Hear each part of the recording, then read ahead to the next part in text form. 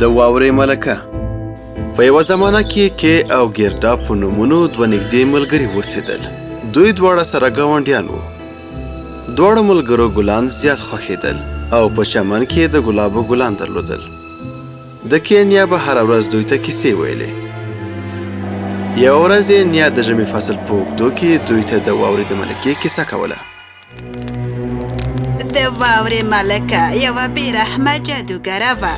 هغې کولی شوی چې د یو چا زړه په یخ بدل کړي او خپل ځان غلامه یې وګرځوي. موږ باید ځانونه د واورې له ملکې نه وژغورو. که هغه دلته راشي زه به یې په اور ویلې کړم چې د اوبو ملکه ترې جوړه شي. زه کولی شم یو بل څوک وخندوم. دا څوک دی؟ آیا څوک کړکۍ سره ولاړ دی؟ کې کړکۍ پرانیستله او د باندې ګوري چې څوک شته او که نه. هلته واوره ولیدله او یو څه د هغه سترګو ته ننوتل. زما سترګې! د سترګې په تعقیب یو څه د هغه په زړه کې وغورځېدل. زما زړه! څه وشول کې؟ آیا تاسې خوږ شوي یاست؟ دا ستاسې کار نه دی. یوې خواته شه. دا د ګردا لپاره ټکان ورکوونکې وه. کې له دې وړاندې له هغې سره په داسې حالت کې نه و مخامخ شوی. له هغې ورځې بیا کې نوی چلند پیل کړ. هغه به له ګردا سره له خبرو کولو ډډه کوله او په تکبر به یې له نوموړي سره خبرې کولې. ګردا په هغې پوهېدله. یوه ورځ کې خپل ټول وسایل واخیستل. کې راځه چې یو ځای لوبې وکړو. نه، زه لوبو ته غټو هلکانو سره ځم. کې موږ ښه ملګري یو. ولې ما سره خبرې نه کوې؟ کې د ګردا خبرو ته هیڅ پام ونه کړ او په خپل لورې ولاړ. ګردا هڅه وکړه چې هغه وڅاري، خو هغه په ډېرې چټکۍ سره د ګردا له سترګو پناه شو. ګردا په ناهیلۍ سره خپل کور ته راوګرځېده. د کې حرکت ډېر چټک و. په ناڅاپي ډول په سپین آس یو روزونکی د هغه پر وړاندې راڅرګند شو او د کې سره مخامخ شو. په سر کې خوند واخیست، خو لږ وروسته هغه وډار شو. روزونکي هغه له خپل ځان سره کړ او د واورې ځمکې ته یې بوته. کې خپل مخامخ ته د واورې لویه کلا ولیده. یوه بله روزونکې هم راښکاره شوه چې هغه د واورې ملکه وه. د واورې ځمکې ته ښه راغلاست. کې مخکې کې نشو کولی چې څه ووایي. د واورې ملکې خپل سر د کې سر سره نږدې کړ او هغه ته یې جادویي کلمې وویلې او کې څه نشو کولی، خو هغه یې تعقیب کړه. د واورې ملکې خپلې کلا ته بوته. ګردا هغه ته انتظار کوو، خو هغه بیرته راونه ګرځېد. هغې هڅه کوله چې د هغه راتګ لپاره وګوري، خو هیڅ یې پیدا نه کړل او وړی راورسېده. ګردا پرېکړه وکړه چې کې پیدا کړي او بیرته یې کور ته راولي. هغې خپلې نیا سره په همدې تړاو خبرې وکړې. ته ډېره باجراته نجلۍ یې، ته بریالی کېږې ګردا. ډېره مننه نیا جانې. دا هنداره له ځان سره واخله، مرسته به در سره وکړي. ګردا هنداره له ځان سره واخیسته او د کې د پیدا کولو په هدف یې سفر پیل کړ. هغې له خپل کور ډېر زیات لرې مزل وکړ.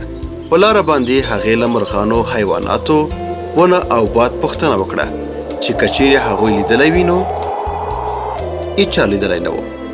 خو ګردا ته هیڅ څه په لاس ورنغلل او خپل مزل ته یې دوام ورکړ. له اوږد مزل څخه وروسته، لارې وهلو څخه وروسته، ګردا سیند ته نږدې ورسېده. هلته هیڅوک نه و. ګردا څه شیبه فکر وکړ. ګرانه سینده، مهرباني وکړه راته ووایه که زما ملګري دې لیدلې وي هغه ورکه شوې ده. د یو څه وخت لپاره ځواب نه و. هغه مایوسه وه او ځای یې پرېښود. لږ وروسته سمندري مرغه راغی او د هغې په اوږه کېناست. زه کولی شم له تا سره مرسته وکړم، خو ته باید لومړی ماته یو څه راکړې. او مرغه لرې والوت. ګردا فکر وکړ چې دا ښایي د سیند له لورې د ته پیغام وي. هغې خپل هار راواخیست او سیند ته یې ورګزار کړ. ناڅاپه یو کښتۍ د هغې لور ته راغله. دا تشه وه. ګردا په کښتۍ کې کېناسته او کښتۍ په حرکت پیل وکړ. ګردا د سیند بلې غاړې ته کتل. ګردا چې له کښتۍ څخه ښکته شوه، ځان یې د یو باغ سره مخامخ ولید. دا ډېر ښایسته باغ و او رنګارنګ ګلان پکې وو. هغې په خپل ژوند کې دومره ګلان نه ولیدلي. ګردا یې په لیدو خوشحاله شوه. خو دا یې ځان سره نوټ کړل چې ګلانو کې خوشبويي نه وه. یوه ښځه ګردا ته مخې ته راغله. ښه راغلې کوچنۍ نجلۍ. مننه. ته څوک یې کوچنۍ نجلۍ او دلته مو څه راوړي دي؟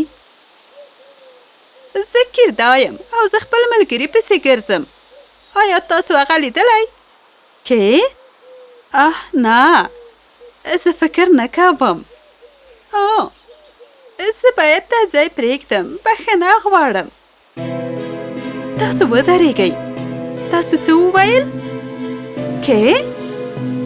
زه فکر کوم چې یو هلک ما لیدلی. ما سره راشه. زه به تا ته ووایم چې هغه ورځ څه پېښ شول. ښځې هغې ته د چای څښلو وړاندیز وکړ. ګردا هغې ته وویل چې څنګه کې ورک شو. هغې د واورې ملکې په تړاو خپل شک څرګند کړ. هو، د واورې ملکه. هغه جادوګره ده. د هغې د لاسه زما ټولو ګلانو خوشبويي د لاسه ورکړې. زه غواړم هغې ته درس ورکم. له څه وخت وروسته ښځې د ګردا ویښتان ږمنځ کړل. هغې یوه جادویي ږمنځ راخیستې وه. یقیناً ښځې غوښتل چې ګردا د ډېر وخت لپاره ورسره واوسیږي. ځکه هغه یوازې وه. د همدې جادویي ږمنځې په وسیله هغې د ګردا حافظه پاکه کړه. ګردا د خوب احساس وکړ او کله چې راویښه شوه په ذهن کې یې څه نه و. زه چیرته یم؟ ګرانې، ته ما سره یې. زما په باغ کې. د ښځې جادو د ګردا په روان کار ونه کړ. ژر ګردا د هغې په خولۍ کې ګلان ولیدل. هغې ته کې ور په یاد شو او د هغه په اړه هر څه په یاد شول. زه باید هر څومره ژر چې کېږي پیدا یې کړم. زه باید تا پرېږدم. ښځې هڅه وکړه چې ګردا له تګ څخه راوګرځوي، خو ګردا په خپل تصمیم ولاړه وه. هغه کښتۍ ته راوګرځېده او پکې کېناستله. کښتۍ حرکت پیل کړ، خو هغه نه پوهېده چې چیرته به ځي. سینده، ما سره مرسته وکړه چې لاره پیدا کړم. څنګه چې هغې دوه خلاصه کړه، یو کارغه پرواز وکړ او هغې ته یې لارښوونه وکړه چې شمال خواته ولاړه شي. ګردا د یو څه وخت لپاره کارغه وڅاره او د اکیزیا په واسطه یې سفر وکړ او سوشپ ته یې ځان ورسوه. آیا دا کښتۍ به مې د واورې ملکې کلا ته ورسوي؟ یوې سمندري نجلۍ د ګردا مخې ته ټوپ ووهه. آیا لاره دې ورکه کړې؟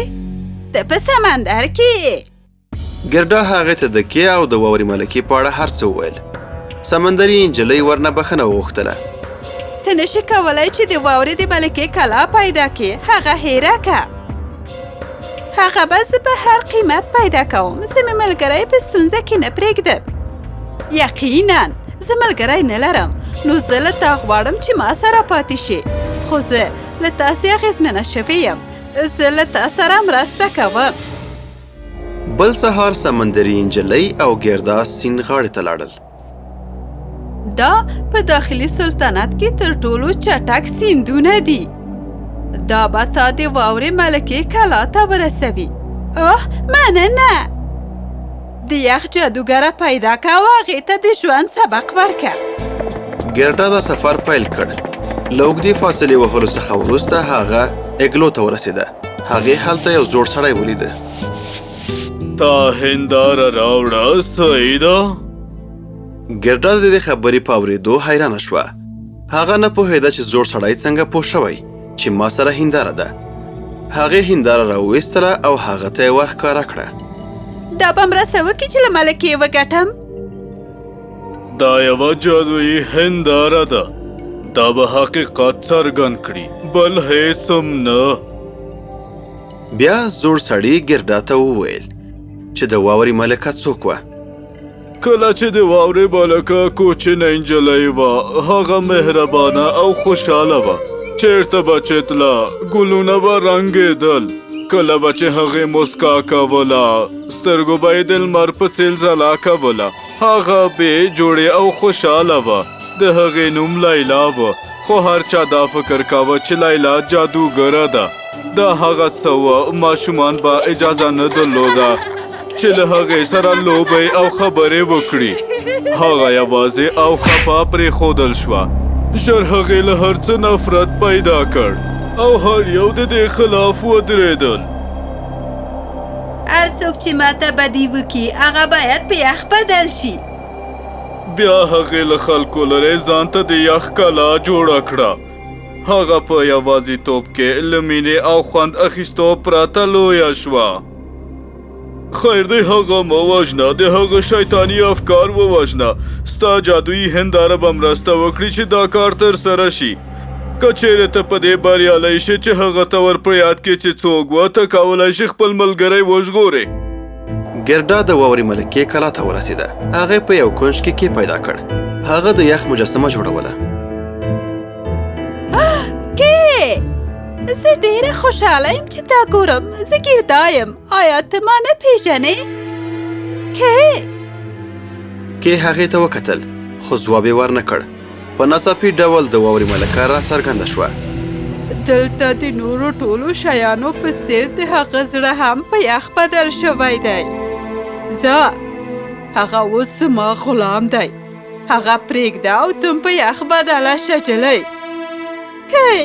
خیر دی بیرته راشه. یادېږې مې. زه غواړم چې تا کور ته بوزم. راځه چې ځو. د ګردا اوښکې د کې په لاسونو کې وغورځېدې. دې حالت هغه اغېزمن کړ. کې په ورو ورو خاطرې ذهن ته راتللې. ګردا، اوه ته مې وپېژندې. هر څه مې ذهن ته بیرته راغلل.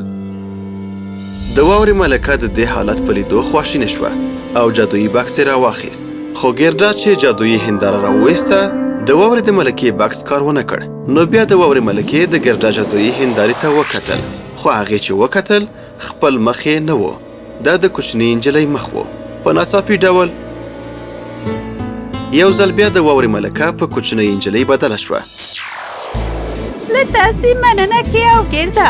ډېره مننه چې ما ته مو رایاد کړل چې زه څوک یم. زه اوس له شیطاني افکارو خلاصه یم.